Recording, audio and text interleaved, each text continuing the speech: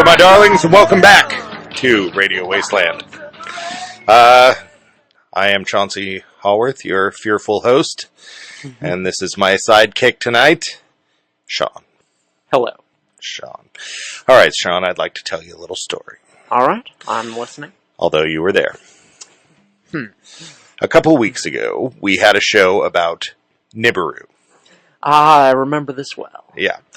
And, we sat around and we bantered back and forth about the history of Zachariah Sitchin, and we really covered a lot of the history. But I may have said some snarky things about the likelihood of Nibiru being a thing. Right, yeah. I'm familiar with your lousy attitude, Sean. Okay. And, before the show, I had done some prep work, and I had gone to a couple of Facebook groups and asked some questions and so on and so forth. And I really got a lot of vague answers out of those questions, although a lot of them ended their communications with me with, "Time is short." Yeah, I mean, I've heard that in an existential sense. Right. We are all mortal and doomed to die eventually. I think they were being a little more specific. Okay. But, So we did the show, and they listened, and I appreciate them listening. But afterwards, they were none too pleased with our show. They thought we were very uneducated on the topic, at least in its current state. Yes, I'm guilty of that. And, I guess they were right. There's some stuff in the news about the end is nigh sometime in October, stuff like that. And so what I did is I went back to this group, and I asked them, well, who should we be going after to find out more? And truth seekers that we are. Right, and they connected me with tonight's guest, Samuel Hofman. Uh-huh. And I was a little wary at first, because I kind of felt like there was a big shroud of doom and gloom over where this group was coming from. And but I've talked to Samuel several times, and he is not a doom and gloom guy. He is not, the end is nigh and stuff like that. He is articulate, and he is going to share with us tonight his views on us being a binary solar system. Wouldn't that involve there being an extra sun? That would. That is exactly what that would involve. Clearly, I have only dipped my finger into the massive bathtub that it is this topic. That's true. Most solar systems that we have found, statistically, most solar systems that we have found are binary. Really? Yeah. So binary is actually the norm. To be a solitary solar system is much less common. So, that might add a little something to this. But there's something extra mysterious about space. If you learn something about the dirt and you learn something about an animal, you can go see that animal in the zoo. You can learn about the dirt upon which you stand. But space is something that we are really ultimately just taking a lot of people's word for. Well, yeah, I mean, when you think about how we come to these observations, it's smart people, to be sure, but, they're looking through their massive telescopes, and they're, looking at a lot of numbers on pieces of paper. Right, things whether or not they're right, it is very abstract. Yeah, and generally beyond your normal brain's comprehension, at least beyond mine, and I'm at least as smart as the average bear, I think. Sure. The average person. Right. Yeah. Thanks. Yeah. So, I mean, the moon is a prime example. A lot of people think we didn't go to the moon, and everybody's, well, that's lame. But, for that stuff to have been faked, it was scientifically, technologically possible for them to fake it at the time. Sure. Meaning what's going on now, So I think a large part of what we're going to learn about is why this is being hidden from us, why this is not being communicated to us. Well, that is a good question. I would like to know the answer. I don't know fully what we're talking about, but the idea of someone not telling me something rankles me a little bit. So. Well, just to recap a little bit of the history, the Zachariah Sitchin, he translated ancient cuneiform tablets from Sumer and Mesopotamia, and translated them as fact that there was another planet, Nibiru, that was on a 3,600-year orbit. Since then, it's sort of evolved into maybe not being a planet, but being part of its own binary solar system, so it's actually its own star with its own set of planets around it. Well, we didn't cover that at all last time. We were just talking. We touched down on it, but a lot of what we were touching down on was the history of Zacharias. Well, we talked a little bit about the real Planet X ideas that were circulating out there. Right. And the idea that there may be some shadowy ice giant, like Neptune, for example, floating around there influencing other bodies that we can detect. Right. Well, tonight we're going to find out what the truth is. Okay. I like truth. I'm a big fan. All right. To be honest. You're listening to Radio Wasteland. When we come back, we have guest Samuel Hofman. Stick around. All right, welcome back to Radio Wasteland. We have our guest tonight, Samuel Hofman. Are you on the air with us, Sam? I sure am. How are you doing today? Oh, good. I'm really happy that you were able to make it onto the show. I'm happy to learn what you have to tell us. I was thinking I would start out with, just kind of cut to the chase and ask you, how did you initially get involved with the topic of Nibiru? Because when I go around and I talk to people about it, a lot of people just kind of raise an eyebrow and don't know really what I'm talking about at all. Well, I've known about the existence of the second solar system attached to ours, binary solar system. We actually have two groups of planets with two suns. And I wrote a paper on that in 1978-79 for a junior high school term paper.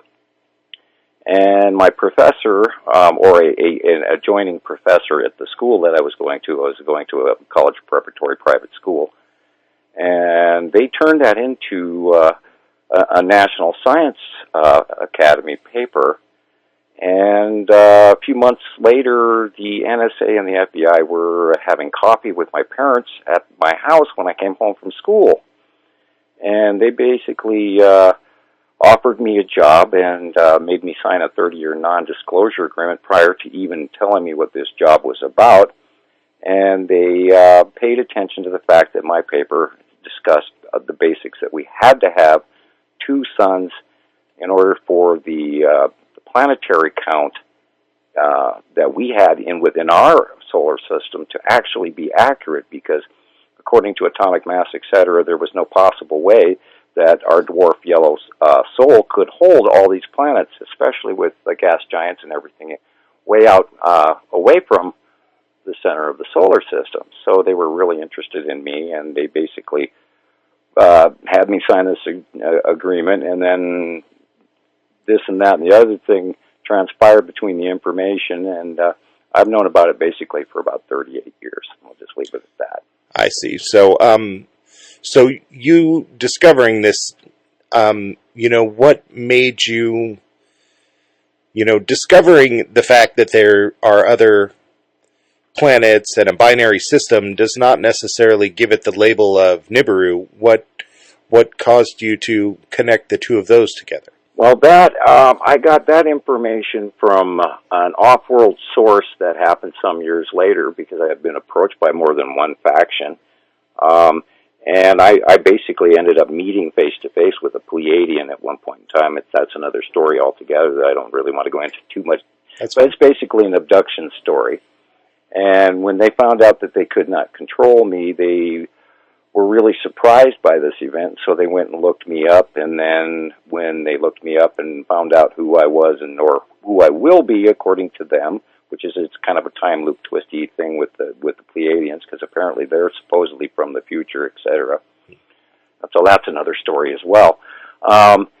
They came to me and gave me a handful of information that had matched, and not only that, I was told from the government basically, and come to find out through sharing of the information, that I was questioning why only a 30-year non-disclosure agreement, and they said, well, after that, it won't matter. And then, of course, we got the information from That's terrifying. Zacharias Sitchin and all these other things that pointed to it.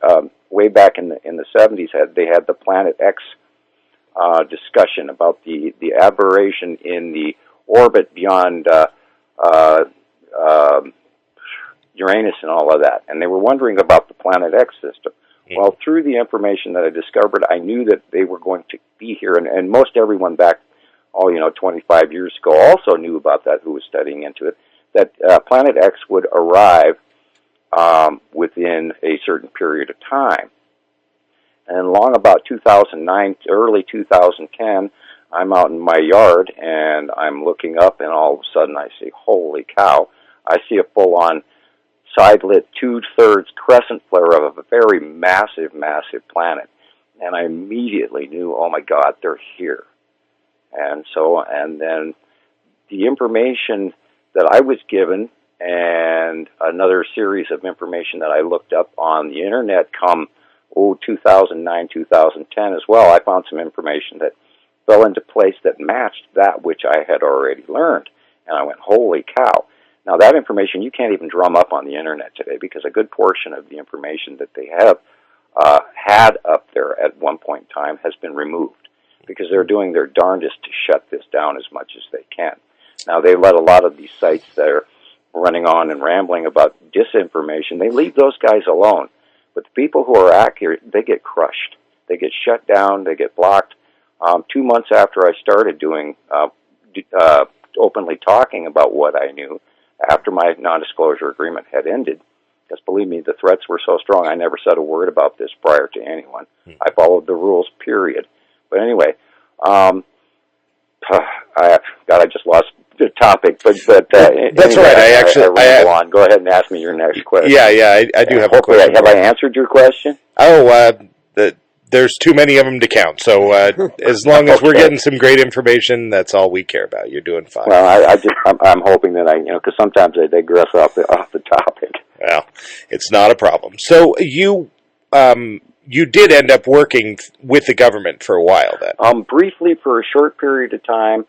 I ran into some scientists face to face, and we were discussing, and they were asking me how I could base my subatomic theory on why the solar system. I believe in the electric universe. I don't believe in the standard gravitational put forth by Einstein and them searching for the unification model, because Einstein's theory is basically incorrect. And everything is, we live in an electric universe. Everything is the same in the subatomic set of chemistry rules as well as in the astroatomic. Now, I've referred to it as astroatomic because that's how I believe it to be. So that which exists in the finite, in the tabletop, also exists in space. It's the same set of rules, unification period. One rule. I see. And so how did your relationship with the government end? The scientists got really upset with me, and they started calling me names to my face, and I run into this still to this day. When people find that their beliefs are laid out the way they are, and you hit cognizant dissonance, all of a sudden they get very mad at you, and they get very, I know what I know, and you can't tell me different. So they start screaming at me, and I finally said I'd had enough of this. But unfortunately, I was being treated at that time as pretty much a prisoner, and I was told that I couldn't leave the country. I had to remain in federal government employee, and period, et cetera, et cetera. And this, we're broaching on some material I don't really like to talk about, but that's right. Basically, we were rather not getting along very well. They had given me a house and a car and all of this other stuff, but basically what it was is I was going to end up living on the base at Langley for the rest of my life, as far as I could see. So I was very uncomfortable with this. And so they brought me back to Montana after I begged to be released, and supposedly, and I don't really remember a good portion of parts of it because my memory was supposedly erased, and because that was the only way I was going to be allowed to leave. So they brought me back to Montana in handcuffs and dropped me off and said, you don't exist anymore, and you better go back and re-sign up for the rest of the world, which is what I ended up having to do. And I got back to my apartment, and my roommates had wondered where I'd been, and they had re-rented out my apartment to somebody else because I'd been gone for so long, months and months and months. And so, anyway. All right. So do you find that you find a lot of scientific... Now, I realize that you have an ample following of people, like myself, online, but do you find that other scientists are starting to agree with you? A lot of people, a lot of science is just starting to catch up with the electric universe theory. Now, we don't spiral around our solar system in the same place, like on a dinner plate and with a gravity well like Einstein proposed.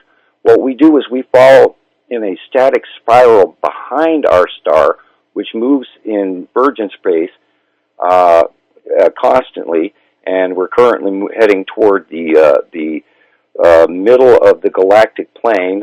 People out there may have noticed that our stars have changed really drastically in the last 9 or 10 years. To constellations aren't where they're supposed to be. The Milky Way has moved, etc. Because we're traveling to the northern ecliptic plane of our galaxy, which is also defined in the Mayan calendar by the 13th Baktum. And so what we are is that we're a pair of tandem stars that are spiraling. Now, 83% of all solar systems have two or more, a binary or a trinary or a quaternary group of stars. And in some cases, some stars can actually be, an older star can be embedded in the side of a new star even. So there's a lot going on that standard teachings and standard education do not actually understand. We travel in a spiral. It's like when you pull one sock out of the dryer, you get three. It has to do with the static cling and the Nibiru system, and its 8 planets, and our system and our 9 planets. Of course, we removed Pluto and Ceres and. Well, let me cut you off there. We'll get right back. We'll get right back into that. Overall planet count than people realize. We're kind of a compound in space. We're a chemistry equation. Well, we're about to go to break. Let me cut you off right there, and we're going to come back to what these two solar systems entail, what planets they entail. Right after the break, we have Samuel Hofman as our guest on Radio Wasteland.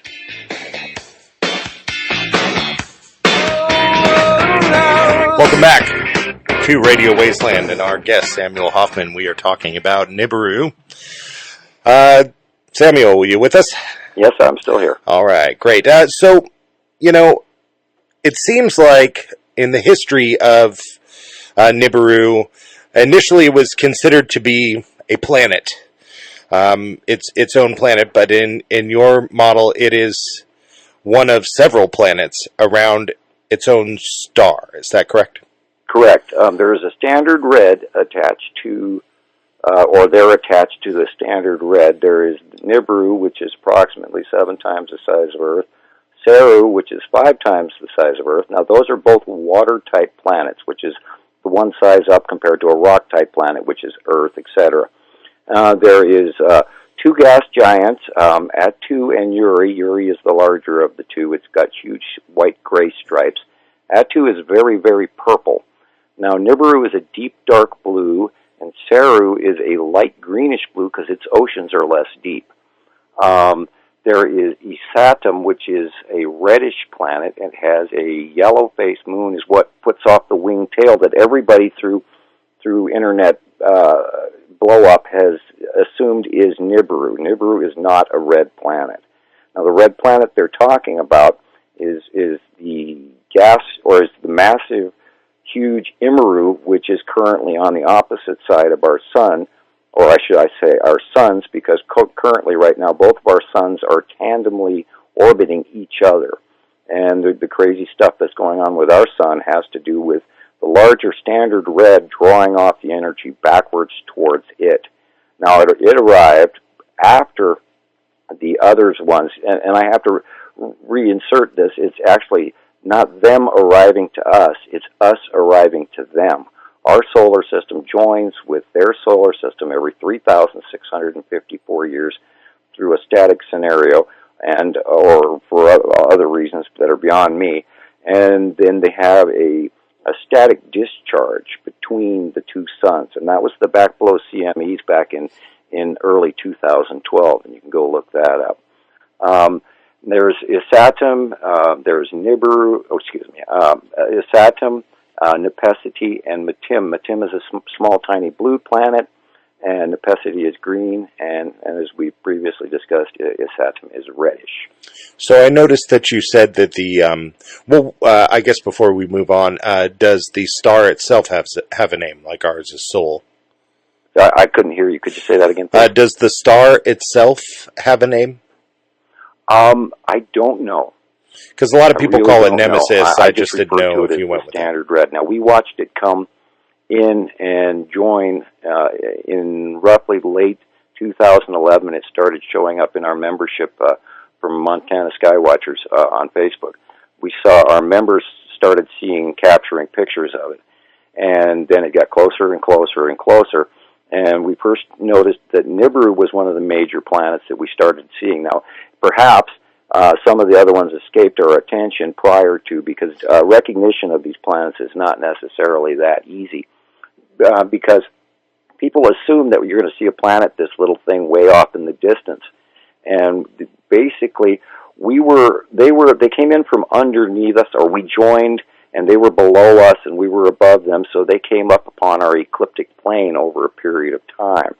And the first major sightings of Nibiru was up in the north, and myself and some other folks up north of me were comparing, and that's what we do on our website on Facebook, is we use all of the members to compare sky shots. And then when you have a cloud that exists, say for instance in Maine, or a cloud that the same cloud exists in California and the same cloud exists in France, well, excuse me, that's not a cloud, that's something above the clouds.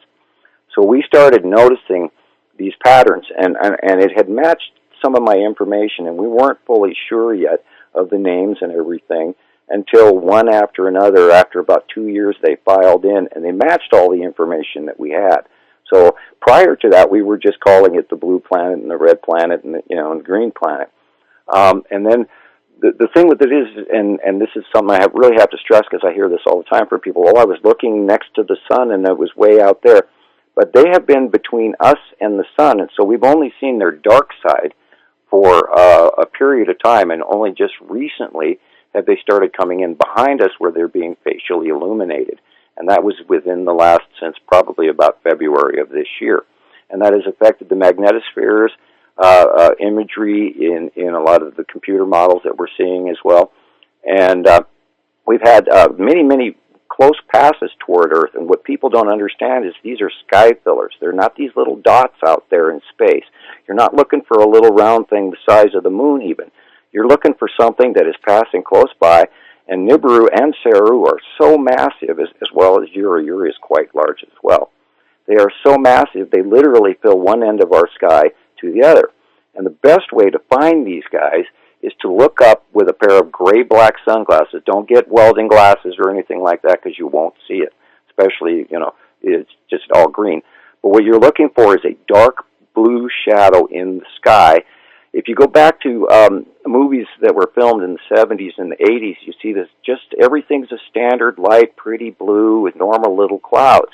But if you look at our clouds today, there's these dark areas. They're shadowy, and it's kind of like, wow, what's that? And especially folks down at sea level. See, I'm up here in Montana, and I'm about 5,000 feet, and we get a completely different view up here than everybody down at sea level in the lower levels. So what the folks down at the lower levels need to look for are these dark areas. And each one of the planets, when they come for a sequential close pass, they put off a base cloud. And there's a group of pattern-forming clouds that they all have their independent own kind. Now, on our site that we've drawn pictures of this, we've seen it over the last 7 years that they've been here. And so we've come to identify who was who and what the base cloud of Uri is very bubbly. And in a lot of cases, over the last 4 or 5 months, we've had Uri directly over the top of us. And it literally cuts off half the sun. And this is why we've had a dimming and a hazing, and everything looks milky for those people at the lower levels. And they kind of wonder, like, what's wrong with the sun? Well, it's because half of our sunlight is being cut off. And then there's a lot of folks on the Mexican webcams and everything who have been seeing this huge, humongous flaring in the sky.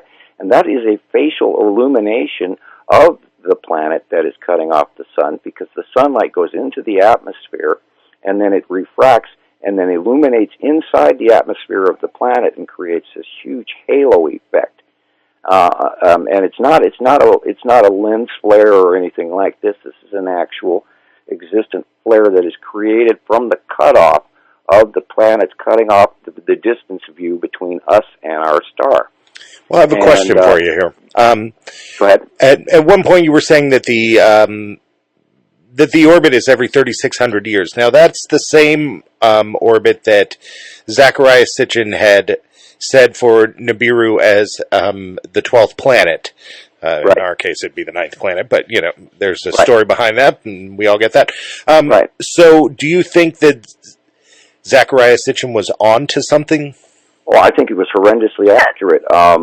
The clay tablets from the Sumerian people were very accurate. They were written down, I believe, at the other beginning or prior to the last cycle. Now, if you look back through history, 3,654 years ago, which was the end of the Mycenaean period and the beginning of the Bronze Age, we had this quote-unquote sinking of Atlantis. We had I'm trying to think of those places in Greece and Rome where all of the volcanoes went. Like Vesuvius. Pompeii and all of that occurred. Major climate change. It even is written in the Bible that that there are two suns. And we, the smaller of the sun, took care of the earth. So, do you think that there's life on any of these planets? I know for a fact there is. So there is? Yes, there are 3 life. I'm told that there are 3 life forms that live on this group of planets.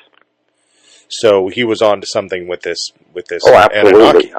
Without a doubt, I don't for a second doubt his material at all. That or Immanuel Velikovsky, Worlds in Collision.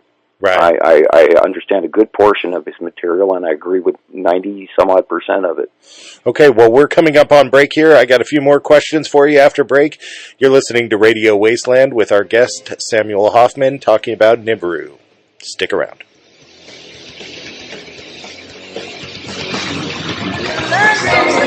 Welcome back to Radio Wasteland with our guest, Samuel Hofman. We are talking about Nibiru.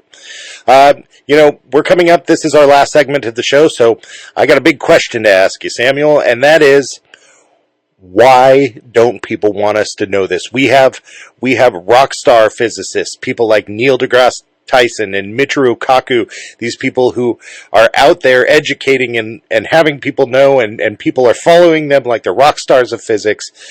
Why don't they want us to know about this? Well, first of all, if we knew the truth about our existence, we wouldn't be so pleased about it. The powers that be that are currently ruling our planet right now are swiftly jostling for a level of authority and to maintain their power.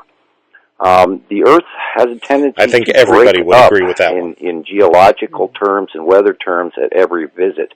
But that is necessity to the function of our planet. We are a factory planet. We produce commodities that the other planets use for the other races. And part of these commodities, one of the major commodities, is gold.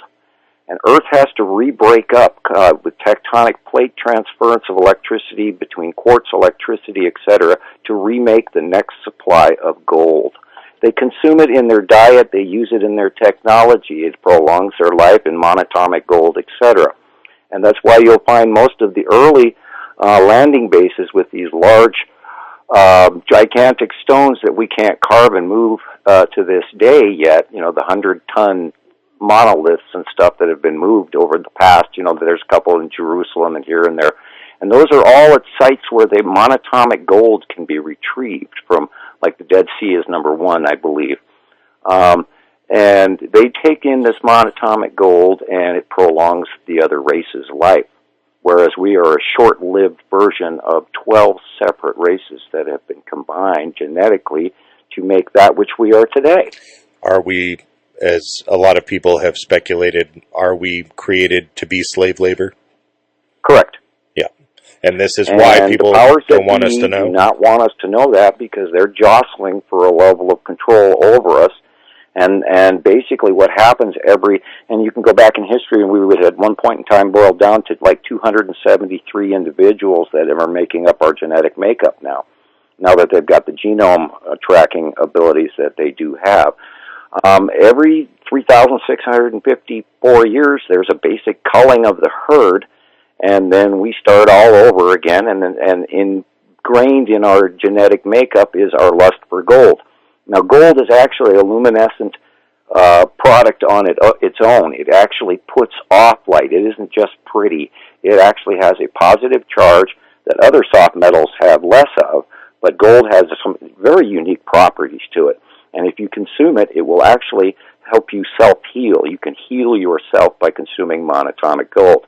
And there goes the prices on the stock shelves all over the country.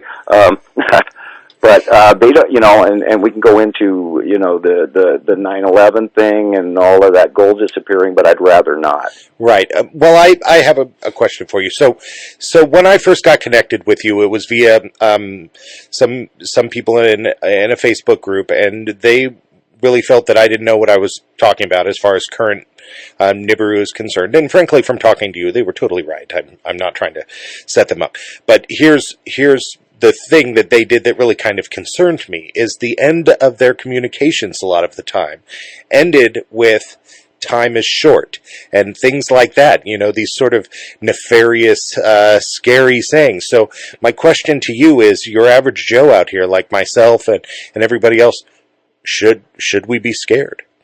Well, currently there is a vast amount of underreporting of what's going on around the planet, and this is part of why we have the member scientists, member researchers, whatever you want to call them, all over the world. I have people in Hong Kong I talk to daily.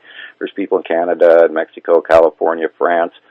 Some of my videos I'm told that my YouTube videos have just been translated to French, which is kind of interesting. I chuckled over that. You do have a very impressive online presence, I thank you. And the main, when I first started this, we couldn't find any current information. Everything was old or completely inaccurate.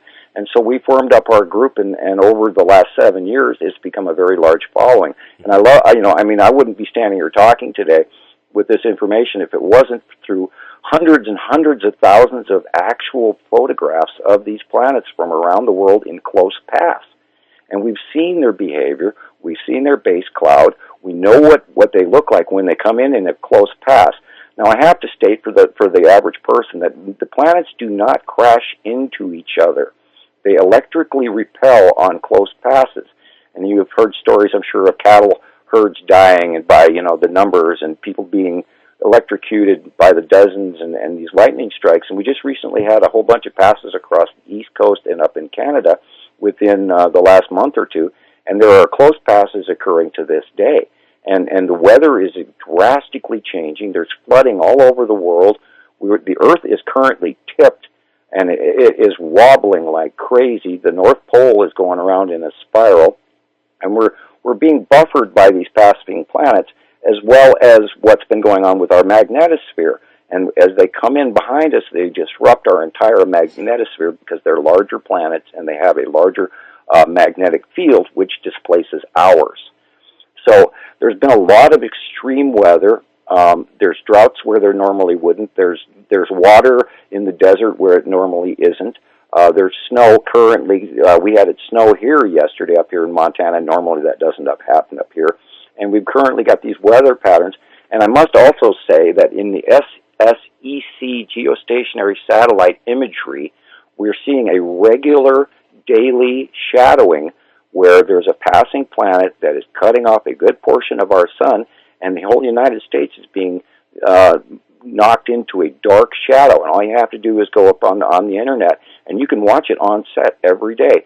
Proof that there is an object that is close passing Earth and casting a shadow on us, which is also what's kicking up some of the cold air and the rotational storms and et cetera, et cetera. So what we're seeing is direct influence geologically, earthquakes, storms, hurricanes on land, hurricanes in the northern hemisphere, which never used to exist.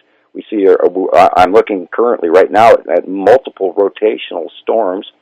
At some point in time, a month or two ago, it was 66 degrees in the Antarctic.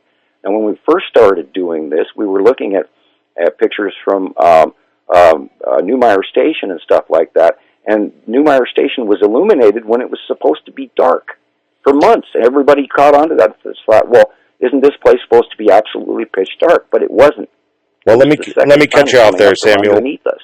And that's why they sent Dr. Harrington, who used my paper, by the way, down to Australia so they could set up the SETI Alpha program to watch the beginning of the entry or the joining of the two systems. Samuel, I need to cut you off there. We're coming up on the end of the show, and I'd like to give our audience a chance to hear where they can find out more about you. Okay. Do you have any of that to share? Oh, do you want me to talk? Yeah. Oh, okay. I didn't. Oh, yeah. That's right. You're warning me ahead of time. Yeah. Well, I'm on Facebook, and you can go to Montana Skywatchers 2, and we let just about everybody in there. Hopefully, as long as you got a face on your pic, and you can get as much information as we have listed. I'm also on YouTube. It's Understanding the Skies by Samuel Hofman. It's on the James Klingler channel. They've got me blocked. I can't even use YouTube. I can't post on many sites. I just recently got onto Skype because I'm using someone else's email, which may fail now after I've said this publicly. But that's the best way to get hold of me is on the Facebook site, because apparently it's not viewed as too big of a thing. Otherwise, they would have me shut down there as well, and that may yet come. Okay, well, you've been listening to Samuel Hofman on Radio Wasteland. That's Hofman with one F. And he's right, he has a very large Facebook community. If you search for Samuel Hofman in pages, you will definitely find it. You'll also find his YouTube channel, which is chock full of videos explaining these things in more detail, and they are really quite articulate and well-done videos, so go check them out. You're listening to Radio Wasteland. Thank you very much. That girl's that one with the deep